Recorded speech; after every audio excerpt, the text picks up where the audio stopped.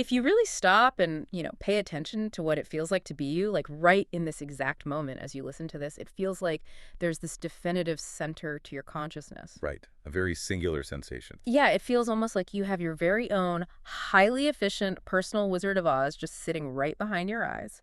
Just a little guy perched up there in a control room, pulling the levers and, yeah, pressing the buttons. Exactly. Sifting through all the sights and sounds, reading your memories, making all the executive decisions, and projecting this really nice, unified, high-definition movie called My Life. It's an incredibly convincing feeling. It really is. It feels undeniably like there is a you inside your head just steering the ship. But the mission of today's deep dive is to completely dismantle that illusion. We are going to fundamentally change the way you think about your own mind. Because that sensation of a centralized self, well, it's a total biological fabrication. The man behind the curtain is, he's not real. Which sounds a little scary at first. It does, yeah. But discovering what is actually happening up there in the messy reality of your brain, it isn't just a fun piece of trivia. It's actually the ultimate shortcut to becoming more creative, less stressed, and, just incredibly mentally agile. So we're pulling from a really brilliant piece in Psychology Today by Dr. Clay Drinko. He dives into the cognitive neuroscience of where our thoughts actually come from. It's a fantastic breakdown. It really puts words to why this illusion exists and how to break free of it. But to understand the true machinery of your brain, we kind of first have to unpack why our current view of our own mind is so fundamentally flawed. And that flawed view, it goes back hundreds of years. It's deeply, deeply ingrained in Western thought. I mean, it dictates how we talk about ourselves and how we view consciousness itself. Right, so we have to go back to the 17th century. The French philosopher René Descartes popularized this concept that pretty much everyone knows, whether you've studied philosophy or not. The whole "I think, therefore I am" idea. Yes. I think, therefore I am. With that one phrase, Descartes cemented this idea of a strict separation between the mind, the thinking thing, and the body, the mechanical thing. He essentially laid the groundwork for this massive assumption. The assumption that there is a central monitoring station somewhere in the physical architecture of the brain. And there's a name for that, right? Yeah, the philosopher Daniel Dennett actually gave a great name to this traditional view. He calls it the Cartesian Theater. The Cartesian Theater. That paints a very specific mental picture. It does, because it's the assumption that there is a literal stage, or like a viewing screen, inside your head.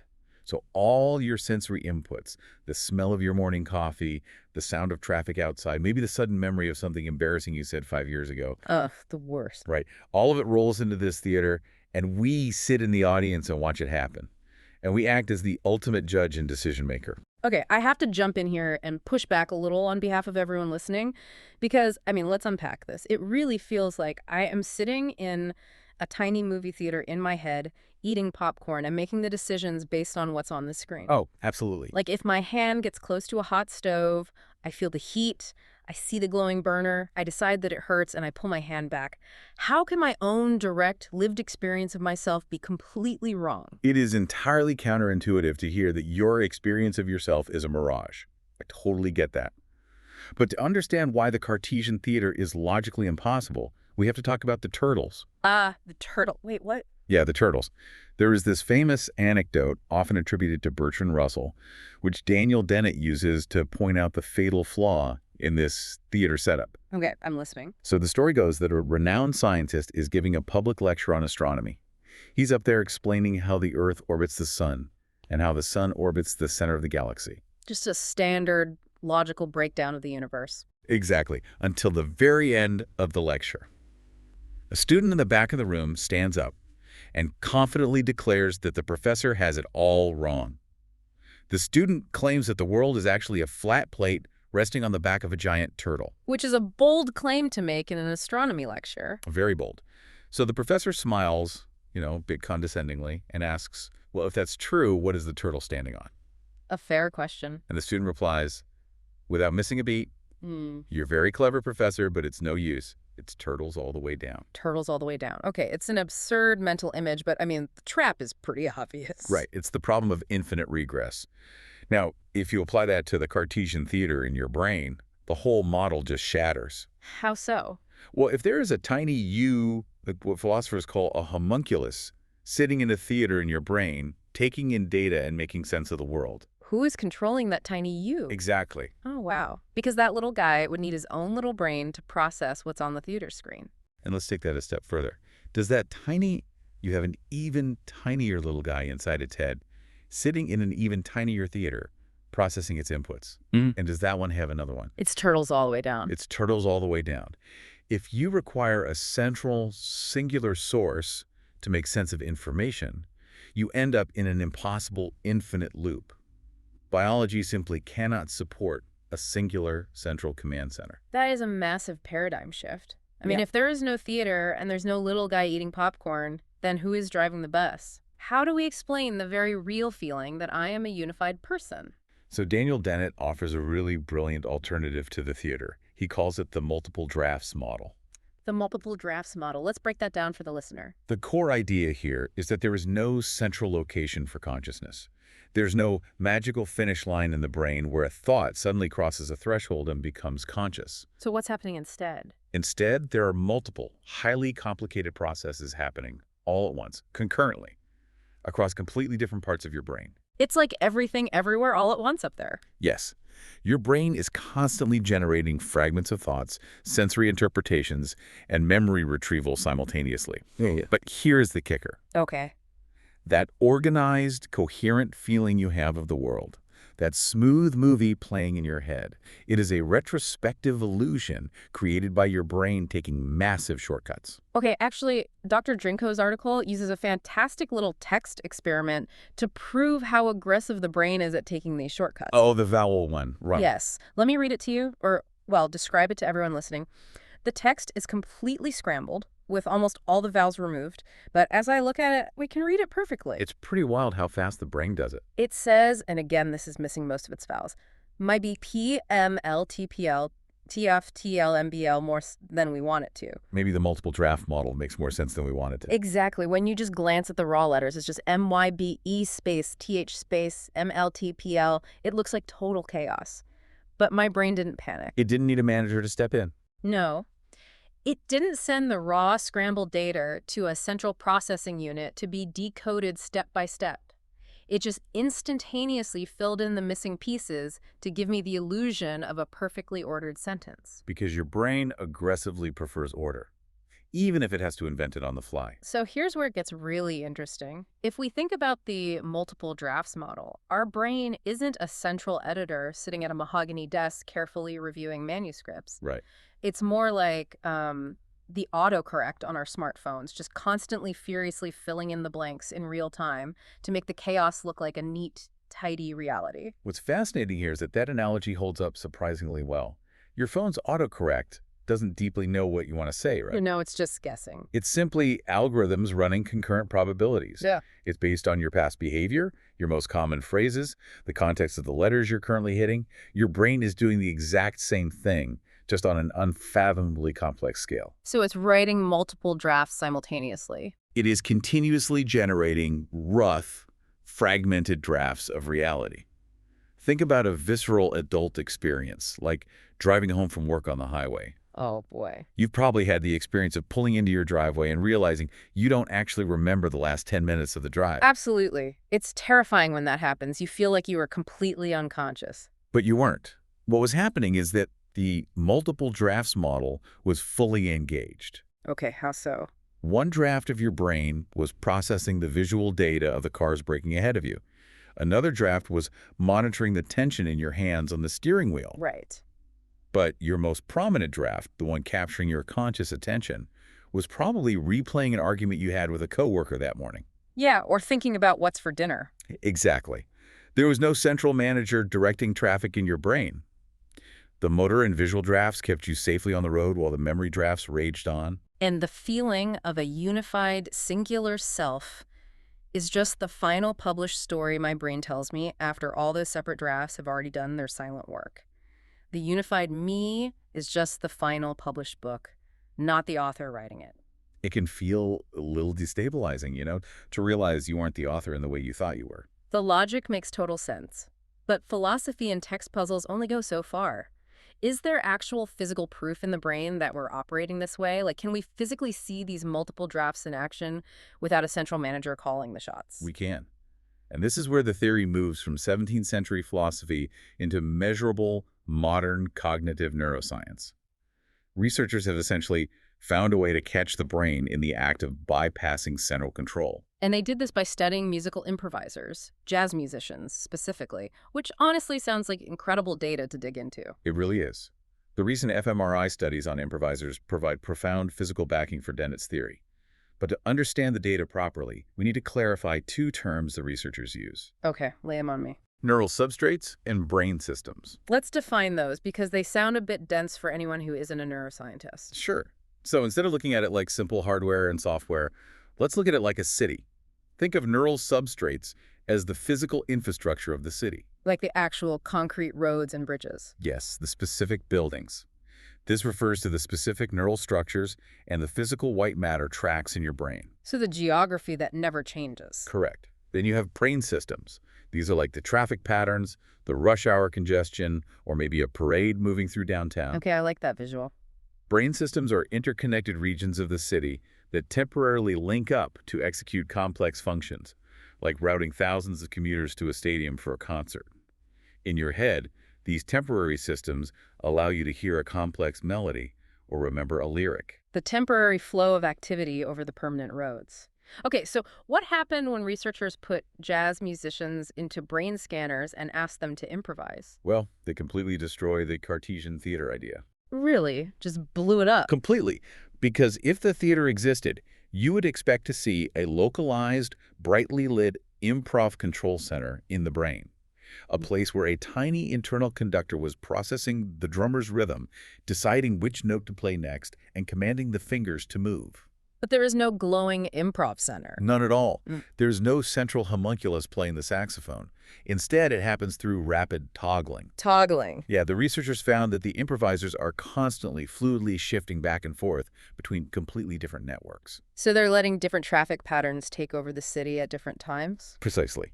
Specifically, the study showed a remarkable shift in the balance of brain network engagement. Okay, what does that look like? When the musicians were doing constrained improvisation, maybe playing within very strict rules or trying really hard not to make a mistake, their brains heavily involved the executive and evaluative networks. Okay. The study calls this substate 4. This is the critical, goal-oriented, overthinking part of the brain. The part that's checking the notes, worrying about messing up, basically trying to act like a manager. But when they moved into free-form creativity, like true, uninhibited improvisation, the brain activity completely shifted away from that executive network. It just shut the manager down. It moved into what researchers call substate 3. This is characterized by heightened activity in auditory motor networks and salience networks. Okay, wait, I want to pause there because we need to define salience network for everyone. What does that actually mean in the moment? Think of the salience network as the brain's siren system. It's the network that decides what external inputs matter right now without you having to consciously think about it. It flags importance. Okay, like a threat detector. Or just a relevance detector. If you're walking in the woods and hear a twig snap, your salience network highlights that sound out of all the background noise before you even consciously realize you're afraid. Got it. So in the context of the jazz musician, The salience network is instantly flagging the drummer, changing the tempo, or the bassist dropping a subtle new note. but wait, if they've shut down the executive manager, how do the fingers know what to play? How does the physical music happen without a central conductor telling the hand to move to the next key? This is the magic of the multiple drafts model in action. It's a direct feedback loop. The musician's muscle memory, their motor networks, and their real-time listening, the auditory networks create a continuous loop. And it just skips the manager. It physically bypasses the prefrontal cortex entirely. The body reacts directly to the sound. The fingers play the music before the conscious, evaluative brain even realizes what note is coming next. That is staggering. The brilliance comes from letting the systems talk directly to each other without a manager slowing everything down by demanding a review. The music happens precisely because the musician gives up central control. They function at their absolute creative peak when they stop trying to be the wizard behind the curtain. Which brings us to the really profound application of all this. Because, understanding the neuroscience of jazz is fascinating, but most of us aren't playing the saxophone in an fMRI machine. Exactly. So what does this mean for you listening right now, just going about your daily life? How do you apply the multiple drafts model to your own mind? Well, it means we have to drastically change how we identify ourselves. Dr. Dranko points out that we falsely tend to think of ourselves as our executive networks. We think we are the voice in our head that is setting goals, worrying about tomorrow's presentation, evaluating our performance, making to-do lists. Right. That's the executive network. And because that network is so loud and demanding in modern society, we trick ourselves into believing that is the totality of who we are. But the reality is, your thoughts come from everywhere. They come from your physical sensations, your environment, the temperature of the room. The executive network is just one traffic pattern running through the city. Right. And your executive network thoughts look physically on a brain scan completely different from your default mode network thoughts. Ah, the default mode network. I hear this term thrown around a lot in psychology circles. What is it really? The default mode network is what kicks in when you stop trying to tightly control your attention. It's active when your mind wanders, when you daydream, or when you connect seemingly unrelated ideas. Okay, but we're usually taught that's a bad thing. Exactly. For so long, our toxic productivity culture has told us that this unmanaged, daydreaming state is a total waste of time.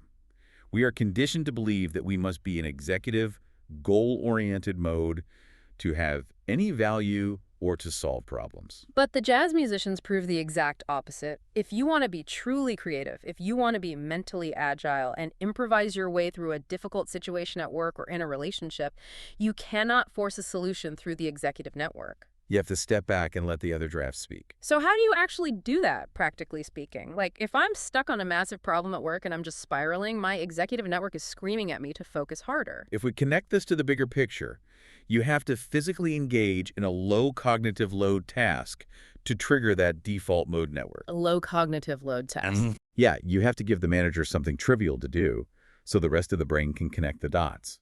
This is why you get your best ideas in the shower, or while washing the dishes, or taking a walk without a podcast playing in your ears. Oh, that makes so much sense. Those simple physical tasks occupy just enough of the executive network to quiet it down.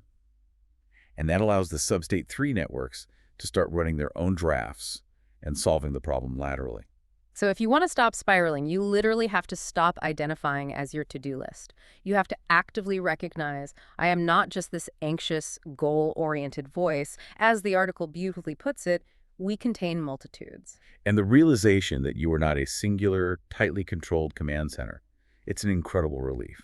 It removes the immense pressure we put on ourselves to always be in control of every single thought. You don't have to be the wizard. You really don't. Yeah. When you accept that your brain is a decentralized collective of systems, you can start giving space to your default mode network without the guilt. You can step away from a problem you're stuck on, go wash the dishes, and trust that your brain's multiple drafts are still working on the solution in the background. Giving up the illusion of central control isn't a loss of self. It is the true key to mental agility. You're not losing your mind. You're just finally letting the whole staggering apparatus operate the way it was designed to. So let's bring this all together. We started today stuck inside the Cartesian Theater, believing, along with Descartes, that there was a little us sitting inside our heads, calling all the shots and reviewing the footage of our lives. And then we met the infinite stack of turtles, which logically proved that the central theater simply cannot exist. From there, we embraced the multiple drafts model. We learned that our brains are more like a hyper-aggressive smartphone autocorrect, constantly stitching together concurrent processes, the visual inputs, the memory loops, the motor controls, to give us the retrospective illusion of a smooth, unified reality. Then we looked at the physical infrastructure of the brain through those improvising jazz musicians. The brain scans proved that our highest levels of creativity and flow happen not when a central conductor is rigidly in charge, but when we let our different brain networks like the auditory and motor systems communicate directly in a continuous feedback loop. The ultimate realization here is that the Wizard of Oz isn't real. The man pulling the levers behind the curtain is an illusion. But the vast, decentralized, concurrent machinery actually running the show is infinitely more capable than a single wizard ever could be. It relieves the burden of constant management, and it leaves us with something quite profound to consider about our daily experience. Just think about how much energy you spend trying to tightly manage your conscious, goal-oriented thoughts, attempting to force your way to a solution. It's exhausting just thinking about it. But if those loud executive thoughts are just one single draft that your brain happens to be writing at this given moment, well, it begs a vital question. What brilliant, wild, completely unedited drafts are hiding in your default networks right now, just waiting for you to step away from the curtain, quiet the manager, and simply let them play?